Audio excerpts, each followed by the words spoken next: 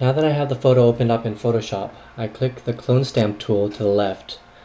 You can also press the S key to use the tool. And once you have the tool selected, you can increase and decrease the size of your cursor with the left and right bracket keys. So first let's deal with the dust specks in the sky. We go over to the dust specks by zooming in and panning over to it. Now we want to resize our cursor to roughly the same size as the dust speck. And now we need to select where the pixels we're going to clone will come from. Since the sky has a gradient, we'll want to select pixels either to the left or to the right. Since if we select from the top or bottom, the pixels will be too dark or too light, and it won't fit in. So now we'll select from the right.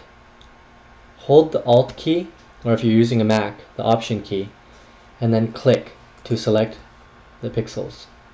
Now we can paint over using the pixels from the area we selected. We can go up to this faint dust speck up here and do the same thing. Now the bird, we click to the right and paint over it. Now you can see that the dust speck and the birds are gone. We took them out of the image. Before, after. So we'll move on to the scooter that's on the ground. Now the scooter is a little more tricky since there's this pattern or this texture on the ground that isn't uniform like the sky is. To preserve these diagonal lines, we'll need to clone in a different fashion. We'll need to go diagonally downwards to preserve the lines. So since the lines are going in this direction, we'll want to clone from the upper right. So we'll shrink the cursor a little, hold Alt or Option, click the region where we're going to clone from, and start cloning over the scooter.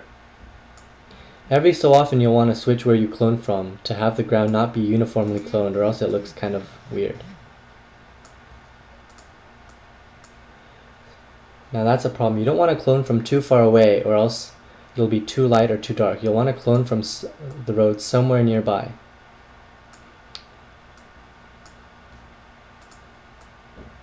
Now as we get closer to the skateboard, we need to be a little more careful in our details, since if we clone over the skateboard, it will be some pretty noticeable editing. So we want to shrink the cursor and be a little more fine in our cloning. As we get closer and closer to the skateboard, you'll want to shrink it more and more.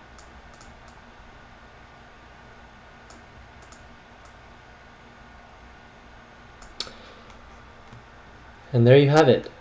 We used the clone stamp tool to get rid of the dust specks in the sky, the bird, and the scooter.